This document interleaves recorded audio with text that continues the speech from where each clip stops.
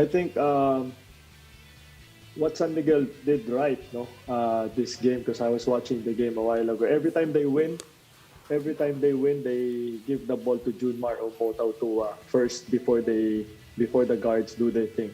I think yun yung important. I think nakita naman natin obviously yung advantage ng San Miguel. It's really their bigs, no, with Junmar and Motau Tua. So I think if they really pound the ball inside with Junmar and Mo, and they did it kanina sa Game 6. They pound the ball and give it to Mo and Junmar. So, and the last time they won also, yung Game 4, same thing din yung nangyari. They pound the ball inside before the guards do their thing. So, I think that's the most important strategy ng San Miguel, na they have to be consistent all throughout the game. So, para I think malaki yung chance nila na manalo, especially sa Game 7. And yes, Ellie, since you're talking about Junmar, how crucial is his gameplay for Game 7? Ano yung maibubuga niya para sa upcoming games with his recently gained momentum for kaninang victory? Junmar is a big factor, no? Obviously with San Miguel, it was very obvious na San Miguel is really Junmar's team, no? Yeah. Doesn't matter if he scores or he doesn't score, but his presence inside the court is really important for San Miguel. Nakita man natin yun kanina rin sa Game 6, no? He only scores 11 points, but yung presence niya, getting the ball inside is really a big factor, because the Token Tex has to double or triple team Junmar, and then all the shooters and all the superstars of San Miguel is getting open. So malaking factor talaga si Junmar, especially this Game 7 with Junmar's experience. So Token Tex has to really find ways, no, to stop the two bigs of San Miguel. Well, LA, we all know naman sabi nga ni Coach Leo, they have the most obvious game plan in the PBA, which is give the ball to Junmar and then build off from that. That's right. And when you talk a bit about TNT naman, kasi we asked you a while ago kung sino yung player na gusto mong pag-usapan, and then you mentioned si Jason Castro, 16 points, 10 of 10 from the free throw stripe. And actually that surprised me a bit, kasi even by Jason Castro's high standards, this wasn't necessarily a vintage Jason Castro game. What do you think he needs to do para sa Game 7? Iba naman yung resulta. I think Jason has to really assert himself, no? He has to be really aggressive from start to finish. I know Jason too well, no?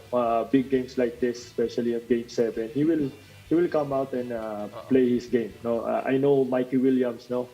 Mikey Williams is there also, and other players, but I think TNT is still Jason's team. Kung saan pupunta si Jason, kung ano yung klaseng game meron si Jason, I think the TNT, he can carry the TNT to win in Game 7. So Jason can do a lot of things, no? He can score, he can create for his teammates, and he's a leader. He's an experienced player. So I think coming to the Game 7, Jason has a big big responsibility on his shoulder, no? Because yes, Mikey Williams, Troy Rosario, and other players, Poy Erap there, but I think the experience is really, Jason pa rin talaga magdadala if they want to win Game 7. No?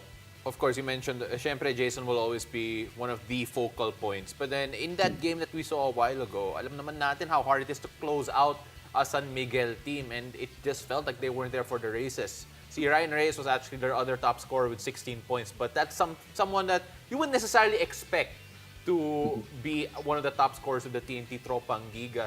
You look at the team, who do you think needs to step up more to close out this Game 7? Because, in general, closing out San Miguel is probably the hardest thing to do in the PBA. I think they have to have the collective effort as a team, not only 1, 2, or 3. It has to be everyone, including the bench. Kasi San Miguel is, grabe, fully loaded. Fully loaded talent, no? Every time, especially on the game set or in a do or die game, it's really hard to play against San Miguel. That's why in the past we cannot afford really to play San Miguel on a do or die game, because they're really tough. No, they know how to play. They've been together Forever. forever. So alam na nila eh. So I think TNT has to really, number one, shoot the ball really well from start to finish. They have to be consistent from start to finish, and the starter should parang sila yung mag-start ng momentum for their team.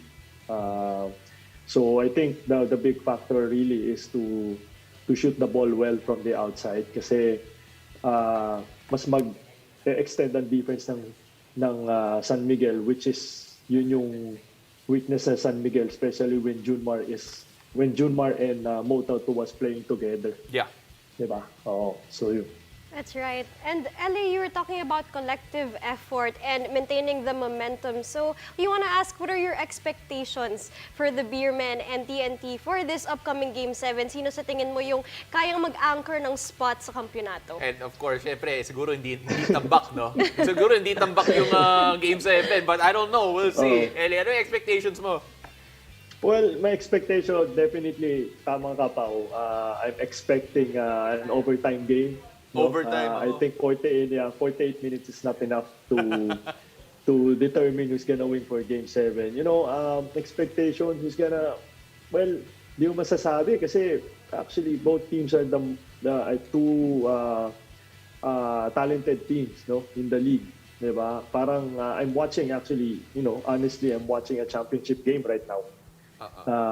San Miguel and TNT. It's like a championship game.